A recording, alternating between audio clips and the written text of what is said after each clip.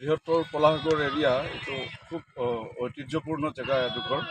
আমি সৰুতেও ইয়াতে আমি বিভিন্ন ধৰণৰ কাৰ্যসূচী বিভিন্ন ধৰণৰ উৎসৱ পাৰ্বণ ইয়াত কৰা দেখিছিলোঁ, কিন্তু প্ৰকৃতিৰ কৰাল গ্ৰাসত হঠাৎ এদিন পলাশগড়ৰ চিন-চাপ নোহোৱা হৈ গৈছিলে নৈখনৰ কাৰণে।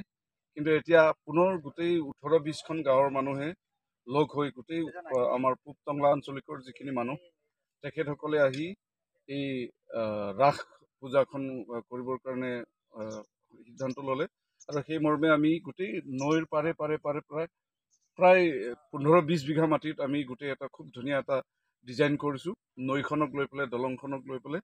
গতিকে আমি ভাবোঁ খুব ভাল ৰাস হ'ব, অসমত এটা নামত লেখত ল'বলগীয়া এখন ৰাস হ'ব বুলি আমাৰ বিশ্বাস আৰু গোটেইখিনি গাঁৱৰ মানুহে সহযোগ কৰিছে। ইয়াত খলীয়া ভাৱৰীয়া, নাগাৰা নাম, আই নাম, লোকগীত এইবিলাক গোটেই অনুষ্ঠানবিলাক ইয়াত চলি থাকিব।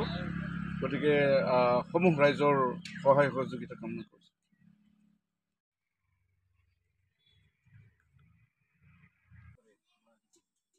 এনাজৰী এক অবিৰত যাত্ৰা।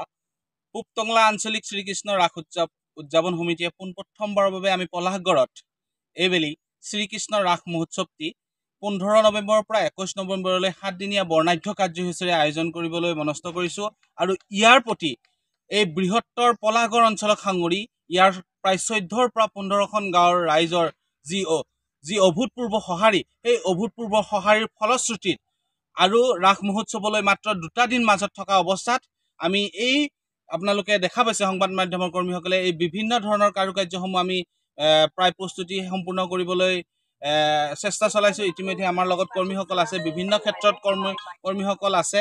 ইতিমধ্যে আমাৰ মূৰ্তিৰ বনোৱাৰ কাৰ্য প্ৰায় শেষ হৈছে, মূল মঞ্চ তৈয়াৰ কৰাৰ কাম সম্পূৰ্ণ হৈছে।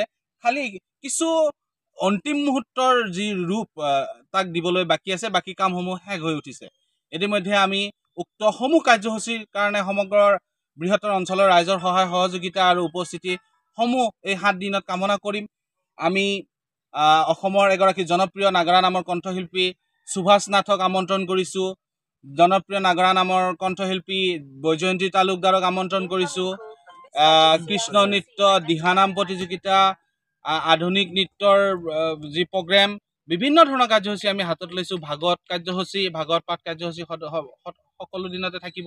এনেধৰণৰ কাৰ্যসূচী এই ভূটানৰ পৰা বৈ অহা খৰস্ৰোতা কুলসী নৈৰ পাৰত এক নৈসৰ্গিক পৰিৱেশত অনুষ্ঠিত কৰাৰ কাৰণে চেষ্টা চলাইছোঁ।